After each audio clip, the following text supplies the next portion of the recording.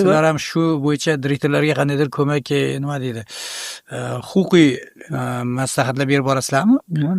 Ha, endi bu narsa bo'yicha bu o'zi qonun bor. Ha, o'zi ish berish hojat majburiy sug'urta qilish to'g'risida O'zbekiston Respublikasi qonuni bor. U uchun nizom bor. Bu ma'muriyat tarqatilgan. Albatta, u qonunda ular bilishi kerak.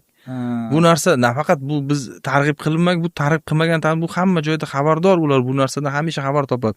Borganda bizda xodimlarimiz tekshirishlarga yoki biron bir nima bilan borgan vaqtda har bir o'zimiz ham kuzatamiz, har bir tashkilot birinchi o'rinda sug'urtasini izlashni boshlaydi. Muddatini qarashni boshlaydi. O'zlari bizga biz sezdirmagan holatda biz sezamiz-ku, bizga sezdirmagan holatda sug'urtasini qidirib, buxgalterini chaqirib, muddatlarini qarab, o'zlari qidirib boshlaydi.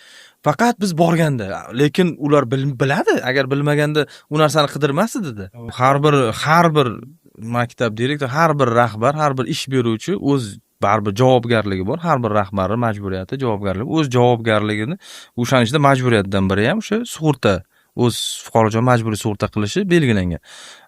O'sha sug'urtani qilish kerak. Bundan tashqari, Ma'muriy javobgarlik kodeksining 49.2-moddasi bor.